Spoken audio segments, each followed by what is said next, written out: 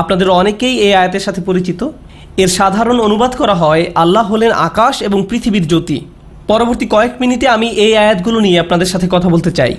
আমি ব্যক্তিগত অভিজ্ঞতার আলোকে বলতে পারি, আল্লাহর কিতাবকে গভীরতার বিভিন্ন ধাপে অধ্যয়ন করা যায়, আর এই আল্লাহর কিতাবের গভীরতার কোনো শেষ নেই।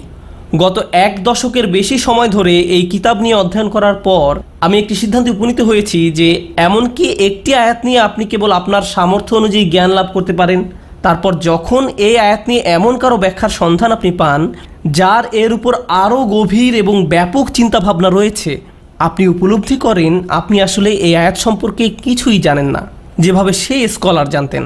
তাহলে এই কিতাবের গভীরতার আসলে কোনো শেষ নেই। একদিকে একথা যেমন সত্য, ঠিক তার বিপরীতে মুসলমানদের বেলায় আরেকটা ব্যাপার খুবই দুঃখজনক। আমি অনুভব করি আজকের মুসলমানদের অনেক করুণ ব্যাপারের মাঝে একটি হলো আল্লাহর কিতাবের সাথে দূরত্ব। কেউ কেউ হয়তো কোরআনের একটি অনুবাদ পরেই সিদ্ধান্তে উপনীত হয়ে যান যে কোরআনের সব কিছু বুঝে গেছেন। আমি মনে করি এটা একটা ট্র্যাজেডি। আমরা একটা অনুবাদ পরেই মনে করি আল্লাহ যা বলতে চেয়েছেন তা বুঝে গেছি, কিন্তু আল্লাহ যা বলতে চেয়েছেন তা অনেক গভীর, অনেক বেশি তাৎপর্যপূর্ণ এবং অনেক অনেক সুন্দর, যা মানবীয় কোনো বুদ্ধি এবং প্রচেষ্টা দিয়ে পুরোপুরি ব্যাখ্যা করা অসম্ভব। আর অনুবাদ করে বোঝানোর কথা না হয় বাদই দিলাম, এটা সম্ভাবনারও অতীত। তো একদিকে আপনি এমন অনেক মুসলমানদের পাবেন যারা কোরআনের দাম, শক্তি এবং সৌন্দর্যকে অবমূল্যায়ন করছে। অন্যদিকে আপনি এমন অনেককেই পাবেন যারা আল্লাহর কিতাবকে গভীরভাবে অধ্যয়ন করেন এবং এর সৌন্দর্য এবং শক্তিমাত্রা উপলব্ধি করার চেষ্টা করেছেন। তারা যখন মানুষের নিকটটা উপস্থাপনা করেন বা শিক্ষা দেওয়ার চেষ্টা করেন, তখন এমন কঠিন, দুর্বোধ্য এবং অনাকর্ষণীয়ভাবে উপস্থাপন করেন যা সাধারণ মানুষের পক্ষে উপলব্ধি করা কষ্টকর হয়ে পড়ে। মানুষ কিছুতেই বুঝতে পারে না তিনি কী নিয়ে কথা বলছেন। তিনি প্রায় 80 জন তাফসীরকারকের উদ্ধৃতি দিলেন এবং ব্যাকরণগত খুঁটিনাটি বললেন, কিন্তু আমি তার কিছুই বুঝলাম না। তারপর মানুষ এ ধরনের আলোচনা থেকে ফিরে এসে বলে, ভাই আলোচনাটা খুবই গভীর ছিল। আপনি জিজ্ঞেস করেন তিনি কী নিয়ে কথা বলেছিলেন, আমি জানি না, কিন্তু এটা খুবই গভীর একটা আলোচনা ছিল, খুবই গভীর। এজন্য আমি নিজেও কিংকর্তব্য বিমূঢ় হয়ে পড়ি। একদিকে এই আয়াতগুলো গভীর এবং সৌন্দর্যপূর্ণ, আমি সামান্য যা কিছু অধ্যয়ন করতে পেরেছি তাতেও মাঝে মাঝে কোরআনের সৌন্দর্য দেখে এত অভিভূত হয়ে পড়ি যে আমি পড়া বাদ দিয়ে উঠে পড়ি এবং কিছুটা বিরতি নেই। অল্লাহি মাঝে মাঝে আমি কোরআনের কিছু আয়াত ভালোভাবে অধ্যয়নের সিদ্ধান্ত নেই, তারপর এই আয়াতগুলো নিয়ে কয়েক সপ্তাহ বা কয়েক মাস অধ্যয়ন করি। সে সময় আমি হয়তো কোনো তাফসীর পড়ছি, খাতায় নোট করছি, অথবা সংশ্লিষ্ট আয়াতগুলো নিয়ে কোনো স্কলারের আলোচনা শুনছি, প্রয়োজনীয় কিছু খাতায় লিখে রাখছি। তখন আমার ব্রেইন আল্লাহর আয়াতের গভীরতায় এত বেশি অভিভূত হয়ে পড়ে যে আমাকে সব কিছু বন্ধ করে উঠে পড়তে হয়। আমি আমার বাচ্চাদের সাথে খেলা করি, ভিডিও গেম খেলি বা কিছু একটা করি যেন ব্রেইনটা কিছুটা বিশ্রাম নিতে পারে, কারণ এর গভীরতা আমাকে পুরোপুরি অভিভূত করে দেয়। এখন আজকের আলোচনায় এই আয়াতের কোন বিষয়টা শেয়ার করব আর কোন বিষয়টা শেয়ার করা থেকে বিরত থাকব তা নিয়ে আমি নিজেও কিছুটা দ্বিধান্বিত। কারণ স্পষ্টতই শ্রোতাদের মাঝে শিশুরা আছে, কিশোররা রয়েছে, বড়দের মাঝেও এমন অনেকে রয়েছেন যাদের আরবি ভাষার উপরে কোনো পূর্ব ধারণা নেই। তারা এমনকি তাফসীর বলতে কী বোঝায় তাও জানেন না। এটা তাদের দোষ নয়, কিন্তু তবুও তারাও কোরআন থেকে কিছু একটা শুনতে চান। তারা শুনতে চান যে কোন ব্যাপারগুলো কোরআনকে সৌন্দর্যমণ্ডিত করেছে। সুতরাং আমি চেষ্টা করব। আমি কোনো কথা দিতে পারছি না, একদম কোনো গ্যারান্টিও দিতে পারছি না। হয়তো আমি একেবারে ব্যর্থ হতে পারি, তবু চেষ্টা করব। মানুষ আমাকে মাঝে মাঝে বলে আমি আপনার বক্তৃতার অপেক্ষায় আছি। আমি বলি আপনি ভুল জিনিসের অপেক্ষায় আছেন। যাই হোক, অন্তত পক্ষে চেষ্টা করে দেখি কোরআনের এই অসাধারণ সুন্দর আয়াতগুলো থেকে আমি যা বুঝতে পেরেছি তার কিছুটা আপনাদের সাথে শেয়ার করতে। আশা করি আপনারাও সেই সৌন্দর্যটা উপভোগ করতে পারবেন। প্রথমে বলেছি আজকের আলোচনার জন্য কেন আমি এই আয়াতগুলোকেই বাছাই করলাম। সারা দুনিয়া জুড়ে অসংখ্য মুসলিম যুবক আজকে বিশ্বাসের সংকটে ভুগছেন। তাদের সাথে আমার কথোপকথন থেকে অনুপ্রাণিত হয়ে আজকের আলোচনাটি বাছাই করেছি। তারা বিশ্বাসের সংকটে ভুগছেন। কেউ কেউ এসে এভাবে বলেন, উস্তাদ নোমান আমি কিছুটা সন্দেহে আছি, উস্তাদ নোমান আমি পুরোপুরি নিশ্চিত নই, উস্তাদ নোমান কেন আল্লাহ কোরআনে এত বেশি সংখ্যকবার জাহান্নামের আগুনের কথা বলেছেন, উস্তাদ কেন তিনি কোরআনের অমুক অমুক বিষয়টি বলেছেন, আমি এটা নিয়ে অস্বস্তিতে আছি, আল্লাহ কেন এমন করবেন, কেন এমনটা ঘটেছে। তাদের এমন বহু গভীর দার্শনিক প্রশ্ন রয়েছে, আর এগুলো জিজ্ঞেস করছে 14 বছরের কিশোররা। অদ্ভুত ব্যাপার। আরে তুমি তো এখনো দর্শনশাস্ত্র পড়োনি, কোত্থেকে এগুলো তোমার মাথায় এলো? ইউটিউবকে ধন্যবাদ। তো আমাদের শিশু কিশোররা অল্প বয়স থেকেই এরকম দার্শনিক প্রশ্নগুলোর মুখোমুখি হয়ে পড়ছে। আর বর্তমান পৃথিবীর অন্যান্য সমস্যাগুলো তো আমাদের জীবনে রয়েছেই। পারিবারিক ব্যাপারগুলো ধরা যাক, যেখানে পিতামাতা জানেন না কিভাবে সন্তানকে বড় করে তুলতে হবে, আমরা জানি না কিভাবে আমাদের বাচ্চাদের সাথে একটা কার্যকর কথোপকথন চালিয়ে নিতে হবে, আমরা এসব করি না। আমরা এই বিষয়টা ধারণাও করতে চাই না যে আমাদের বাচ্চারা কিশোর বয়স থেকেই গুরুতর বিশ্বাসের সংকটে ভুগছে। আমরা মনে করি বড় হয়ে উঠলে তারা এমনি ভালো মুসলমান হয়ে যাবে, কিন্তু তারপর এক সময় তারা যখন ইসলাম নিয়ে কঠিন কঠিন প্রশ্ন করা শুরু করে, আমরা পিতামাতারা আতঙ্কিত হয়ে পড়ি। ও, আমার সন্তানের উপর শয়তানের আসর পড়েছে, তাকে ইমামের কাছে নিয়ে যেতে হবে, ইমাম দোয়া পরে ফু দিয়ে দিলে সব ঠিক হয়ে যাবে। তো ইমাম দোয়া পরে একটা ফু দিয়ে দেন, কিন্তু ইমাম ঝাড় ফুঁক দেওয়ার পরও তার মনে প্রশ্নগুলো রয়ে যায়। বস্তুত তার মনে প্রশ্নের সংখ্যা দিন দিন বেড়েই চলছে। আমি যত কিশোরের সাথে তাদের বিশ্বাসের সংকট নিয়ে কথা বলেছি, আমি উপলব্ধি করেছি যে প্রায় সবার ক্ষেত্রে এটা আসলে দুইটি কারণে হয়ে থাকে। একদিকে এর মূলে ধর্মীয় সমস্যা রয়েছে, এর মূলে আধ্যাত্মিক একটি রোগ রয়েছে যা বুদ্ধিবৃত্তিক বিভ্রান্তি দ্বারা আচ্ছাদিত হয়ে আছে, কিন্তু মূল সমস্যাটা আধ্যাত্মিক। আর আমি বুদ্ধিবৃত্তিক সমস্যাটাকে ছোট করে দেখছি না। আমি মনে করি উভয় সমস্যাকে আমাদের মোকাবেলা করতে হবে, কিন্তু আমাদেরকে প্রথমে সমস্যার কারণ খুঁজে পেতে হবে, তারপর ঔষধ দিতে হবে। তো আমাদের সন্তানরা যখন এ ধরনের সংকটের মুখোমুখি হয় আর আমরা তাদেরকে কোনো হুজুরের কাছে ঝাড়ফুঁক দেওয়ার জন্য নিয়ে যাই, এর মাধ্যমে আমরা আসলে আধ্যাত্মিক সমস্যাটি মোকাবেলার একটা চেষ্টা করছি। কিন্তু এখানে যে একটি বুদ্ধিবৃত্তিক সমস্যা রয়েছে বা থাকতে পারে, আমরা সে বিষয়টি পুরোপুরি অবজ্ঞা করছি। হয়তো এখানে কোনো মানসিক সমস্যাও থাকতে পারে। আমি মনে করি কোরআনের এই আয়াতগুলো এই সমস্যাগুলোকে মোকাবেলা করেছে। এই আয়াতগুলো খুবই গুরুত্বপূর্ণ। আমি মনে করি আমাদের প্রত্যেকের এই আয়াতগুলো ভালোভাবে উপলব্ধি করা উচিত। জানেন, যখন আমি কলেজ ছাত্র ছিলাম, এই আয়াতগুলো আমাকে শিখিয়েছে যে আমি কে, কি আমার পরিচয়। আমি সাইকোলজির ছাত্র ছিলাম, তো সাইকোলজিতে একটা বিষয় আছে যাতে কোনো ঐক্যমত পাওয়া যায় না। সেটা কি জানেন? পার্সোনালিটি, ব্যক্তিত্বের সংজ্ঞা। পার্সোনালিটি কাকে বলে? আপনি সাইকোলজিতে পিএইচডি করেছেন, পুরো গবেষণার বিষয় ছিল হিউম্যান পার্সোনালিটি নিয়ে, কিন্তু আমরা একটা বিষয় এখনও বুঝতে পারিনি যে পার্সোনালিটি আসলে কাকে বলে। সুবহানাল্লাহ। আল্লাহ কোরআনে বলছেন, ইয়াসআলুনাকা আনির রূহ কুলির রূহু মিন আমরি রব্বি ওমা উতিতুম মিন ইলমি ইল্লা কলিলা। তারা আপনাকে রূহ সম্পর্কে জিজ্ঞেস করে, আপনি বলে দিন যে রূহ আল্লাহর আদেশ মাত্র, আর এই সম্পর্কে তোমাদেরকে খুবই অল্প জ্ঞান দেয়া হয়েছে। আমরা আমাদের সম্পর্কে খুব সামান্যই জানি, বিশাল বরফের স্তূপ থেকে সামান্যতম বরফখণ্ডের মতো। আল্লাহ আমাদের সম্পর্কে এমন কিছু বলেছেন যা দর্শনে পাবেন না সাইকোলজিতেও। এটি কেবলই আল্লাহর কাছ থেকে আসে।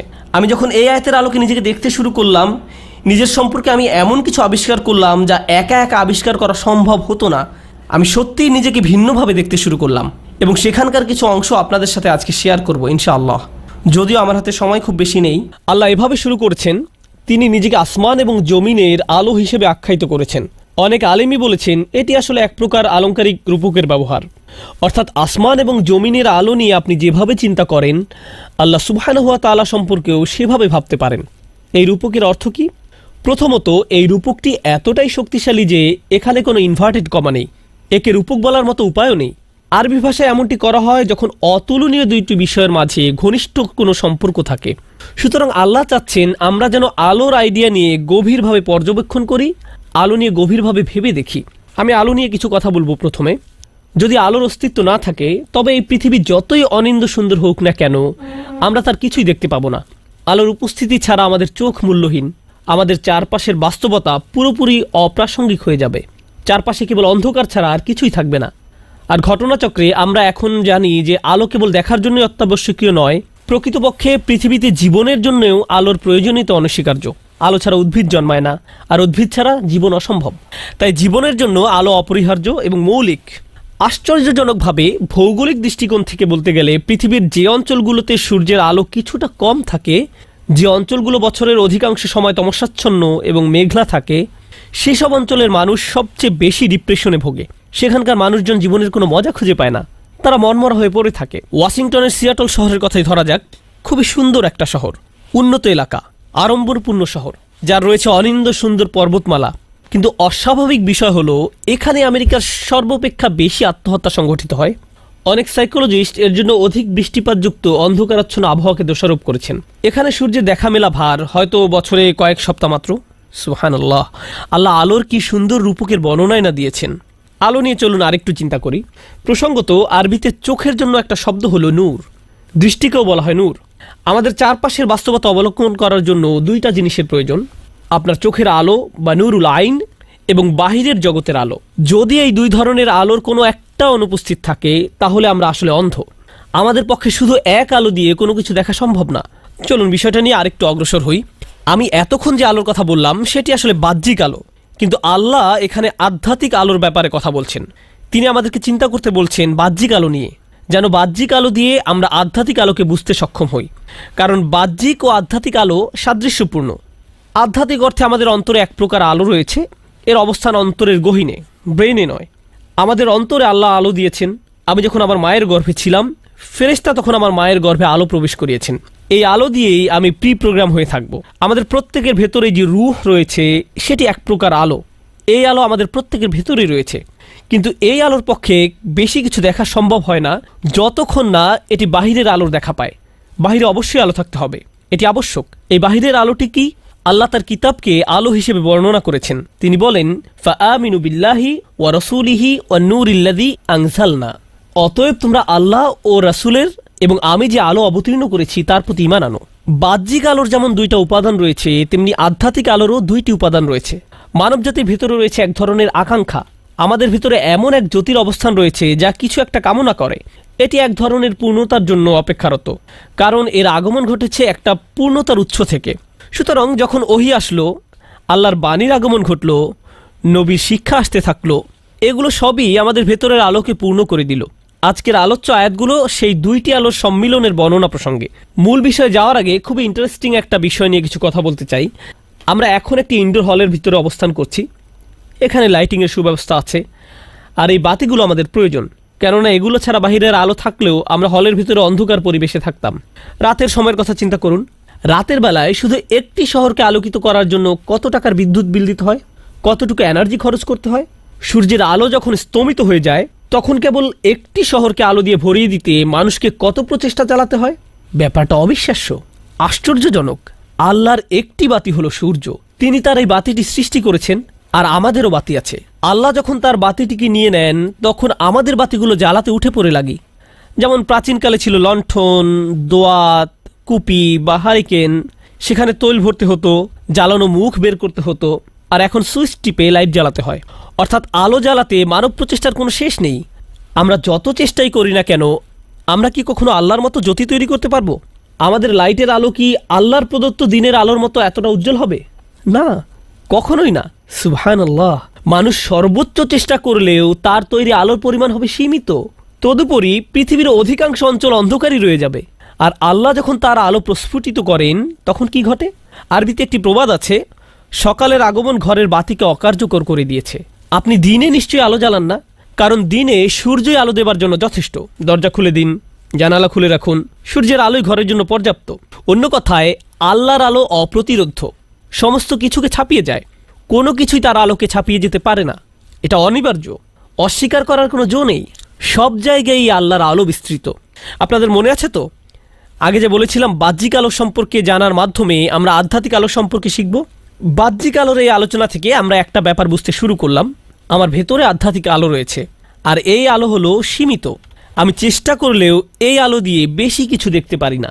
কিন্তু আল্লাহর আলো, আল কোরআন, অসীম, সীমাহীন। আমি এই আলোকে কোনো কিছুর সাথে তুলনাও করতে পারি না। এর আগমন ঘটেছে অনেক উচ্চতর উৎস থেকে, অসীম ক্ষমতাধর থেকে। এরপর আল্লাহ তাআলা আরও ভালোভাবে এই আলোকে বোঝানোর জন্য আমাদেরকে আরও সামনে নিয়ে যাচ্ছেন।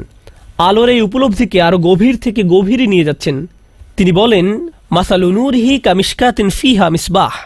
তার জ্যোতির উদাহরণ যেন একটা কুলঙ্গি, যাতে আছে একটা প্রদীপ। বর্তমানে আমরা টিউবলাইট, বাল্ব ইত্যাদির মাধ্যমে ঘর আলোকিত করে রাখি, কিন্তু প্রাচীনকালে এসবের অস্তিত্ব ছিল না। তখন তারা কিভাবে ঘরবাড়ি আলোকিত করত? তারা দেয়ালের মাঝে খাঁজ কেটে ছোট ছোট বাঁকানো খিলান বা তাকের মতো তৈরি করে রাখত, যেন এর ভিতরে প্রদীপ রাখা যায়। এভাবে যখন দেয়ালের খিলানে প্রদীপ রাখা হতো, তখন প্রদীপের আলো গিয়ে বাঁকা খিলানে পড়তো এবং প্রতিফলিত হয়ে পুরো রুমে আলো ছড়িয়ে পড়তো। তারা এমনভাবে এটাকে ডিজাইন করেছিল, এটা প্রথমে আলো ধারণ করত এবং পরে তা আশেপাশে ছড়িয়ে দিত।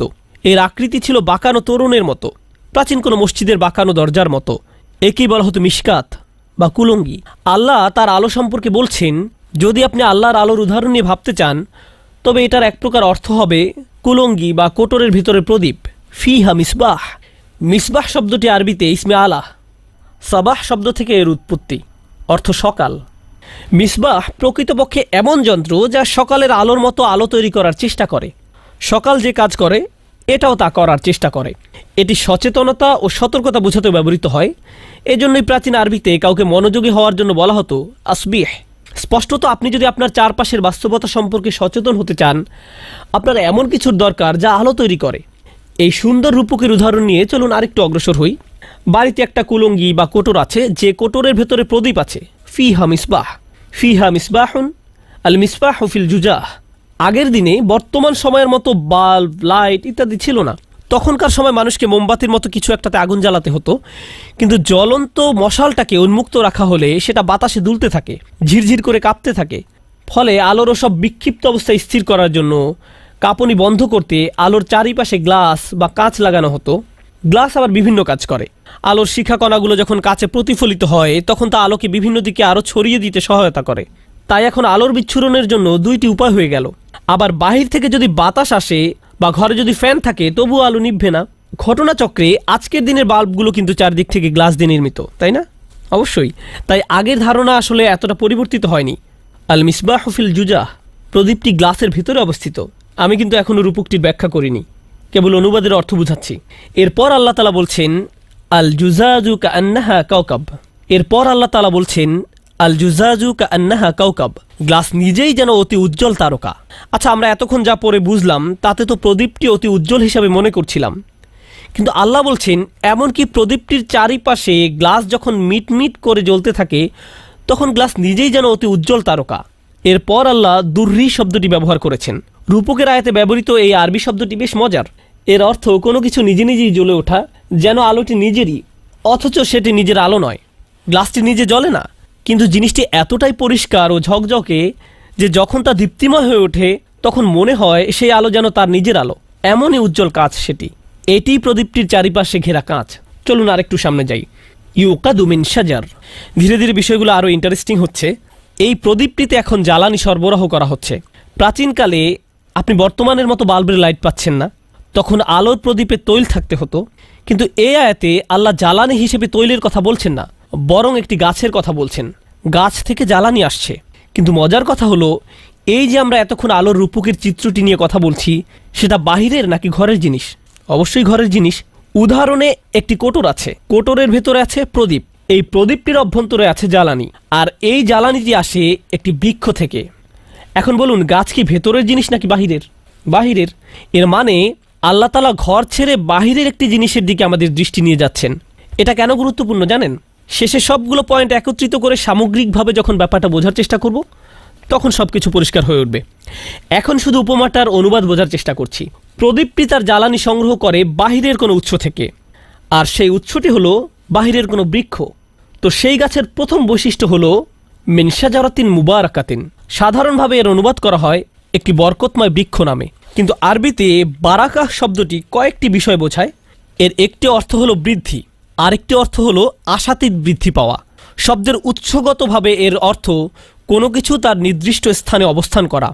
আল্লাহ এখানে বলছেন এই প্রদীপটি যে বৃক্ষ থেকে জ্বালানি সংগ্রহ করে সেই বৃক্ষটি দৃঢ়ভাবে তার নির্দিষ্ট স্থানে অবস্থিত। গাছটি ক্রমাগত বৃদ্ধি পাচ্ছে। এই গাছটি যা কিছুই প্রদান করে, যেমন ফল, শক্তি, জ্বালানি, তৈল, যাই কিছু হোক না কেন, এটি আপনার প্রত্যাশার চাইতেও অনেক বেশি প্রদান করে। আপনি এই পাওয়াকে সীমাবদ্ধ করতে পারবেন না। চৌহদ্দির সীমানায় এর অকল্পনীয় বারাকাকে সীমিত করা যায় না। প্রতিবার আপনি যা আশা করেন তার চাইতেও বৃক্ষটি অনেক বেশি প্রদান করে। সুতরাং এই যে প্রদীপটির কথা আয়াতে বলা হচ্ছে, এর শক্তির উৎস অসীম, কোনো সীমাবদ্ধতায় যা আটকানো যায় না, কারণ এর উৎস মুবারক, বরকতময়। আমি কিন্তু মূল বিষয়টি এখনও খোলাসা করিনি, সেটা সেট আপ করার কাজ করছি মাত্র। এরপর আল্লাহ ওই বৃক্ষের আরেকটি বৈশিষ্ট্যের কথা বলছেন, মুবারাকাতিন জাইতুনাতিন। এটি একটি অলিভ গাছ, জৈতুন বৃক্ষ, জলপাই গাছ। আচ্ছা, এই পৃথিবীতে অলিভ গাছ বা জৈতুন বৃক্ষ কেন বিদ্যমান? আরবি ভাষায় তৈলের প্রতিশব্দ জাইত, সবচেয়ে পরিশুদ্ধ তৈল, যে তেলের প্রতি আরবরা হাজার হাজার বছর ধরে বিস্মিত, এমনকি আজকের দিন পর্যন্ত, সেটি অলিভ অয়েল, জৈতুন বা জলপাইয়ের তেল। খাবারের টেবিলে এই তৈল না থেকে পারে না। তারা যখনই তৈল বা জাইতের কথা মনে করে তারা তখন জৈতুনের কথা স্মরণে আনে। এজন্যই একই শব্দ থেকে জাইত শব্দের উৎপত্তি। তারা একই সাথে বন্ধনযুক্ত। এই তৈল খাওয়া যেতে পারে, খাবার তৈরি করার জন্য ব্যবহার করা যেতে পারে, সুগন্ধি তৈরিতে এর ব্যবহার আছে, এটা শরীরেও ব্যবহার করা যেতে পারে, আবার জ্বালানি হিসেবেও ব্যবহৃত হয়। এর অসংখ্য উপকারিতা রয়েছে। এটাই জৈতুন। এবং এরপর আল্লাহ তাআলা আরও অসাধারণ সব বৈশিষ্ট্য তুলে ধরেছেন এই গাছটির। তিনি বলেন, লা শারকিয়াতিন ওয়ালা গারবিয়া, গাছটি পূর্বমুখী নয় এবং পশ্চিমমুখীও নয়। অর্থাৎ গাছটি পূর্ব বা পশ্চিম প্রান্তের কোনো অরণ্যের নয়, এটা নিজের স্থানে নিজেই অনন্য। সূর্য পূর্ব পাশে থাকলে তা গাছটির পূর্ব পাশটিতে আলো দিচ্ছে, আবার সূর্য পশ্চিম পাশে থাকলে তা গাছটির পশ্চিম পাশে আলো দিচ্ছে। সূর্যের যত প্রকার উপকারিতা দেওয়ার আছে সমস্ত উপকারিতা নিচ্ছে এই গাছটি। আর এই ধরনের গাছ সর্বাপেক্ষা বিশুদ্ধ তৈল সরবরাহ করে। চলুন এবার রূপকের উদাহরণে ফিরে যাওয়া যাক। সংক্ষেপে পুরো বিষয়টা আরেকবার ঝালাই করে নিই। আল্লাহ তাআলা যে আলোর বা নূরের কথা বলেছেন তা একটি ঘরের মধ্যে দেয়ালের কোটরে আবদ্ধ। ঘরে আলো অবশ্যই রাতে প্রজ্বলিত হয়, সুতরাং আপনি রাতে আলো জ্বালালেন, আলো নির্দিষ্ট জায়গায় রাখতে তার চতুর্দিকে আপনি গ্লাস দিয়ে প্রদীপটিকে সুরক্ষিত করে রাখলেন। এই গ্লাসটি আবার অতি উজ্জ্বল দীপ্তিময়, যেন আকাশে উজ্জ্বল তারকাগুলির মতো আলো ঠিকরে পড়ছে। তারকার কথা বললে কিসের কথা মনে পড়ে? আকাশের কথা।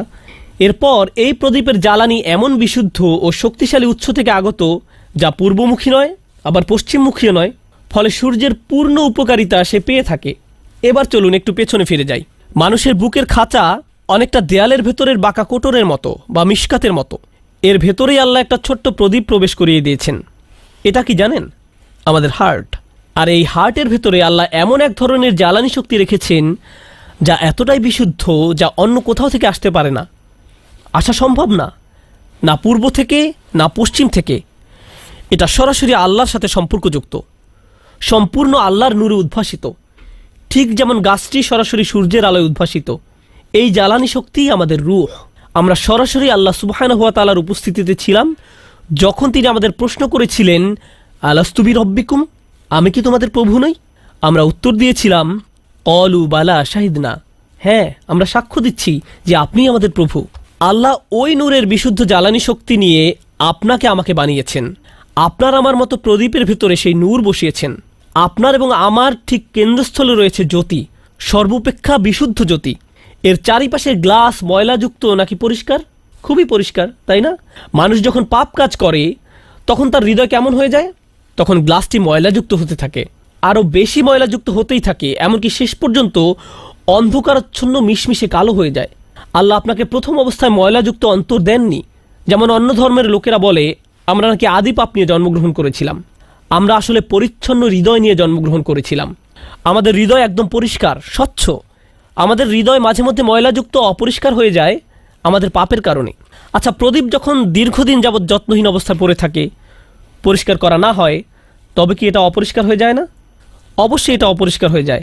প্রদীপ নিজেই নিজেকে পরিচ্ছন্ন রাখতে পারে না, এটা স্বয়ংক্রিয় জিনিস নয়, আপনাকে এটা পরিষ্কার করতে হবে। মূল জিনিসটি অনেক সুন্দর, কিন্তু পরিষ্কার না রাখলে আপনি জানতে পারবেন না সৌন্দর্য কতখানি, জানা সম্ভব না। সুতরাং আমাদের ভেতরে আছে নূর, আছে জ্বালানি শক্তি, কিন্তু এখনও এই নূরকে সম্পূর্ণরূপে প্রজ্বলিত করা হয়নি। আল্লাহ কেবল গ্লাস এবং অন্যান্য জিনিসগুলো বর্ণনা করেছেন এখন পর্যন্ত।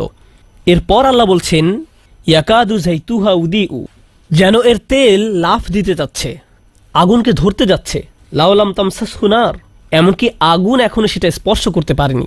এই তেল এমনই পরিশুদ্ধ, প্রজ্বলন করার জন্য এতটাই উন্মুখ হয়ে আছে, তেল যেন বলছে আমাকে কেবল একটি ম্যাচ দাও, আমাকে জ্বলতে দাও, আমার উদ্দেশ্য পরিপূর্ণ করতে দাও। আপনারা নিশ্চয়ই পেট্রোল দেখেছেন। যদি কখনো পেট্রোলে আগুন ধরাতে চেষ্টা করেন, দেখবেন মনে হয় যেন এটা আগুনের দিকে ঝাঁপ দিচ্ছে, আগুনের স্পর্শ পেতে মরিয়া হয়ে আছে। এমন একটি ধারণা এখানে তুলে ধরা হচ্ছে। এরপর আল্লাহ বলেন, নূরুন আলা নূর, নূরের উপর নূর। এর দ্বারা কি বোঝায়? এর দ্বারা বহু কিছু বোঝায়। আমি শুধু এখানে আপনাদের সাথে অল্প কয়েকটি বিষয় আলোচনা করব। আমাদের ভিতরে অবাক করা এক প্রদীপ রয়েছে। এই বাতি নিজে নিজেই জ্বলতে পারে, কিন্তু সম্পূর্ণরূপে নয়। এমনকি এর চারপাশের স্বচ্ছ কাজকেও বাতির মতো মনে হয়। যখন আল্লাহর ওহির আলো আমাদের কর্ণকুহরে প্রবেশ করে, যখন সাহাবারা রাসূল সাল্লাল্লাহু আলাইহি সাল্লামকে কোরআন তেলাওয়াত করতে দেখতেন এবং এই দেখার মাধ্যমে ওহির আলো তাদের চোখ দিয়ে হৃদয়ের গভীরে প্রবেশ করত, আমাদের অন্তরে ইতিমধ্যে জ্বালানি বিদ্যমান আছে, তখন ওহির আলোর একটুখানি স্পর্শের ফলেই দুই আলোর সম্মিলনে হৃদয়ের গহীনে আলোর এক বিস্ফোরণ ঘটে। এটাই নূরুন আলা নূর, আলোর উপরে আলো। আমাদের হৃদয়ের আলো তথা ফিতরাতের আলোর সাথে আল্লাহর ওহির আলোর এই সম্মিলনই হলো নূরুন আলা নূর। এই দুই ধরনের আলোকে একসাথে মিলিত হতে হবে। চলুন আরও সামনে যাই। আমরা কখন আলো জ্বালাই? রাতের সময়। আল্লাহ যখন তার সূর্যের আলো নিয়ে নেন, আল্লাহর আলোর অনুপস্থিতিতে আমাদের নিজেদের বাতির দরকার হয়। আমাদের বাতির জ্বালানির সাথে আবার সূর্যের একটা সরাসরি সম্পর্ক রয়েছে। সূর্যের আলোর সাহায্যে এর জ্বালানি তৈরি হয়েছিল, যেন সূর্যের অনুপস্থিতিতেও আলো প্রজ্বলিত করার একটা ব্যবস্থা থাকে। একজন বিশ্বাসী এবং তার হৃদয়ের আলো তমস্যাচ্ছন্ন সময়ের জন্য অত্যাবশ্যক। এখন যেহেতু আকাশ থেকে ওহির আলো অবতীর্ণ হয় না, তাই এখন আমি আর আপনি এই অন্ধকারাচ্ছন্ন পৃথিবীর আলোর উৎস। এই কোরআনের আলো শুধু আপনার নিজের জন্য নয়, এই আলো আপনার প্রতিবেশীর জন্য, আপনার পরিবারের জন্য, আপনার আশেপাশের সবার জন্য। যদি একটি বাতি তার চারপাশ আলোকিত করতে না পারে, তাহলে এই বাতি থাকা আর না থাকা একই কথা। বস্তুত আল্লাহ এই বাতি এবং তার চারপাশের গ্লাসকে একটা উজ্জ্বল তারকার সাথে তুলনা করেছেন। যখন তারার কথা ভাবেন, তখন কি আকাশের কথা মনে হয় না?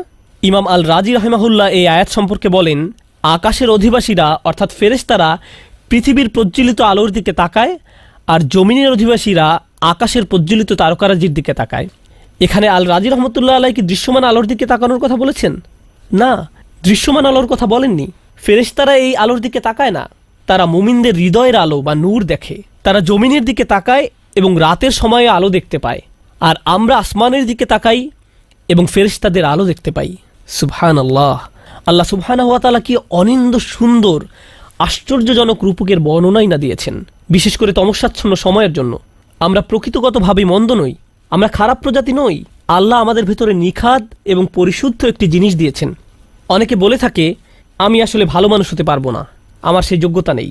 প্রকৃতপক্ষে আপনি ভালো মানুষ হওয়ার জন্য যথেষ্ট যোগ্যতাবান। আপনি আসলে ফিতরাত অনুসারেই ভালো মানুষ, এবং ভালোর দিকে রয়েছে আপনার অবিশ্বাস্য রকমের ঝোঁক। শুধু ভালো মানুষ নয়, অবিশ্বাস্য রকম ভালো মানুষ হওয়ার যোগ্যতা আপনার রয়েছে। এই অধ্যায়টি পড়ে আমি ভাবতে থাকলাম, ওয়াও, আমি কি ভিতর থেকে প্রজ্বলিত হই? এই জ্বালানি শক্তি আমি কিভাবে ধরে রাখবো? কারণ জ্বালানি আসলে ভেতর থেকে আসে না, তাই না? জ্বালানি আসতে হয় বাহির থেকে। কারণ আমাদের হৃদয়কে খাবার দিতে হয়, হৃদয়কে পরিষ্কার পরিচ্ছন্ন রাখতে হয়। আর এজন্যই আল্লাহ আমাদেরকে ওহী দিয়েছেন। আল্লাহ আমাদেরকে এই কিতাব দিয়েছেন যেন আমরা সর্বদা এটা পড়ি, মুখস্থ করি এবং এর আয়াতগুলো নিয়ে চিন্তা ভাবনা করি। আর প্রতিবার যখন এগুলো করতে থাকি, তখন আমাদের নূর আরও শক্তিশালী থেকে অধিক শক্তিশালী হতে থাকে। অন্তরের শক্তি দৃঢ় থেকে দৃঢ় হতে থাকে। কোরআনের নূর এটাই করে। এরপর আল্লাহ বলেন, ইয়াহদিল্লাহু লিনূরিহি মাইয়াশা। আল্লাহ যাকে ইচ্ছা হেদায়েত করেন তার নূরের দিকে। আল্লাহ যাকে ইচ্ছা তার নূরের দিকে নিয়ে আসেন। এর মানে আমরা যারা এখন এই বই পড়ছি, তিনি তার কিতাবের দিকে, ওহির দিকে আমাদের হেদায়েত প্রদর্শন করছেন। তার রাসূলের সুন্নাহর দিকে পথ দেখিয়েছেন। আমাদের ভেতরে যে আলো রয়েছে সেটাকে মূল্যায়ন করেছেন। তিনি আমাদের সেই আলো দিয়েছেন। কিন্তু জানেন, আল্লাহ বলেননি যে ইয়াহদিল্লাহু ইলা নূরিহি, বরং তিনি বলেছেন ইয়াহদিল্লাহু লি নূরিহি। এই লাম ব্যবহৃত হয় যখন কোনো শেষ সীমায় পৌঁছান। এর অর্থ কি? আপনি আমি যখন আল্লাহর রহমতের শেষ দিবসে জান্নাতের দরজায় যাব, আমরা তখন কি বলবো? আলহামদুলিল্লাহিল্লাযী হাদানা লি হাযা ওয়া মা কুন্না লিনাহদিয়া লাউলা আন হাদানাল্লাহ। আলহামদুলিল্লাহ, যিনি সমস্ত পথ দিয়ে দিয়ে এই দরজা পর্যন্ত আমাদের পথ প্রদর্শন করে এনেছেন। হেদায়েত জিনিসটি এখানে লাম দিয়ে তুলে আনা হয়েছে, কোনো কিছুর শেষ সীমা পর্যন্ত।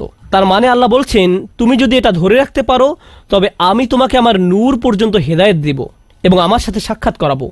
একদিন তুমি আমার নূরও দেখতে পাবে, তুমিও একদিন আল্লাহর সান্নিধ্যে থাকবে। ইয়াহদিল্লাহু লিনূরিহি মাইয়াশা। আল্লাহ যাকে ইচ্ছা হিদায়াত করেন তার নূরের দিকে। এরপর আল্লাহ বলেন, ইউদরিবুল্লাহুল আমসালু লিন্নাস ওয়াল্লাহু বিকুল্লি শাইইন আলিম। আল্লাহ মানুষের জন্য এই উপমাগুলো দিয়ে থাকেন, আর তিনি সব কিছুই জানেন। এভাবেই আল্লাহ আলোর উদাহরণ দিয়ে বুঝিয়ে দিলেন নূর কি, তা কেমন, তার বৈশিষ্ট্য কি কি ইত্যাদি। তিনি সব কিছুই জানেন। এইটুকুই কেবল আপনার আমার বুঝের জন্য।